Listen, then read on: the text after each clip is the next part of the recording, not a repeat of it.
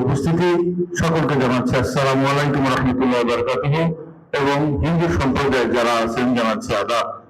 প্রথমেই আমি ক্ষমা চেয়ে নিচ্ছি, আমাদের সদস্যরা আমাদের বিরোধ থেকে 3 জন শহীদ হয়েছেন। সেই শহীদ 3টা পরিবারের সঙ্গে আমি একটু দেখা সাক্ষাৎ করতে গিয়েছিলাম, কুশল বিনিময় করতে গিয়েছিলাম বিধায় আমার একটু আসতে দেরি হয়ে গিয়েছে। সেজন্য আমি আন্তরিকভাবে দুঃখ প্রকাশ করছি। আজকের এই অনুষ্ঠানের মাধ্যমে প্রতি বছর ব্যবস্থা করেছি। আমরা মাদ্রাসাগুলোকে আমরা চাই সুন্দরভাবে সেগুলো যেন সঠিকভাবে চলতে পারে, সেজন্য আমরা এই ক্যাপিটেশন গ্রান্ট আমরা দিচ্ছি।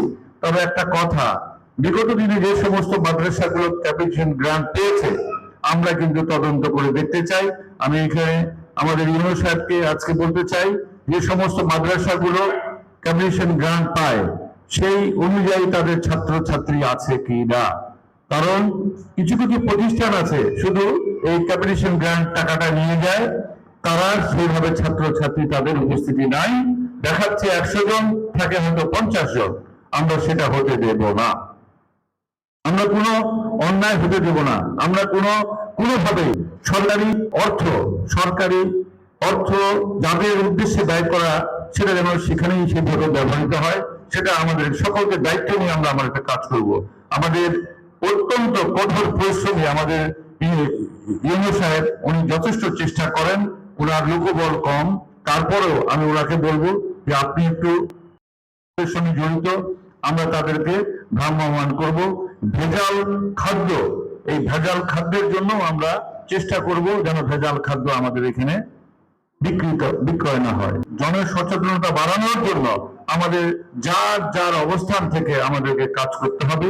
চেয়ারম্যানরা আছে, আমাদের মেম্বাররা আছে, সুন্দর স্বাস্থ্য সেবার ব্যবস্থা করতে পারি, সব দিকেই আমাদের খেয়াল রাখতে হবে। আমাদের মাননীয় প্রধানমন্ত্রী জনাব তারেক রহমান সাহেব আমাদের নির্দেশ দিয়েছেন শিক্ষা এবং স্বাস্থ্য এবং জনগণের নিরাপত্তা এটা নিশ্চিত করার জন্য আমরা যেন এলাকাতে কাজ করি। তাই আমাদের সুশিক্ষার জন্য আমাদের স্কুলগুলোতে আমরা দেখতে চাই যেন সেখানে সত্যিকার অর্থে ভালোভাবে যেন পড়াশোনার ব্যবস্থা করা যায়। আপনাদের কাছে দোয়া চাবো, মহান রাব্বুল আলামিন আমাকে আপনাদের ভোটে আজকে আমি নির্বাচিত হয়েছি, আপনাদের সেবা করার সুযোগ পেয়েছি, সেটা যেন আমি সততার সঙ্গে আপনাদের কাজ করতে পারি এবং সততার সঙ্গে যেন আমার দায়িত্ব পালন করতে পারি, এই দোয়াটা আপনাদের কাছে চাবো। এবং আপনারা সবাই ভালো থাকেন, সুস্থ থাকেন এবং দীর্ঘজীবী হন, এই আশা ব্যক্ত করে সবশেষে শুধু বলতে চাই, করব কাজ, গর্ব দেশ, সবার আগে বাংলাদেশ।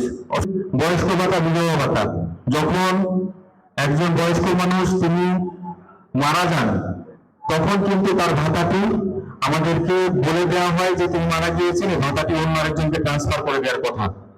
কিন্তু দুঃখজনক হলো সত্যি, আমাদের যে পরিবারের লোকজন আছে, বয়স্ক ভাতা যিনি প্রাপ্ত ছিলেন তিনি মারা যাওয়ার পরও এই বিষয়গুলো আমাদেরকে জানান না। এমনও আছে বছরের পর বছর সেই ব্যক্তিটি এই ভাতাগুলো পেয়ে যাচ্ছে, অথচ এটি প্রাপ্ত কিন্তু আরো একজন বয়স্ক মানুষ যিনি এখন পর্যন্ত জীবিত আছেন। কিন্তু আমরা এই বিষয়গুলো কিন্তু কখনো সততার পরিচয় দিই না। আপনাদের ক্ষেত্রেও সততার পরিচয় দিতে হবে, স্বচ্ছতার পরিচয় দিতে হবে। পরিবার প্রধান মেধাবী অসচ্ছল কলেজ বিশ্ববিদ্যালয়ে অধ্যয়নরত শিক্ষার্থীদের এককালীন অনুদান চেক বিতরণে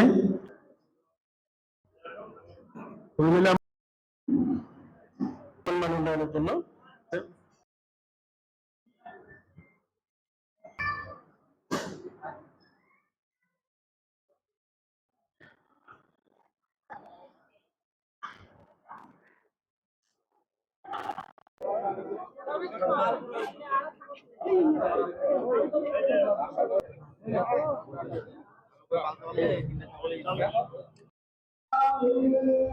স্যার শিক্ষা আছে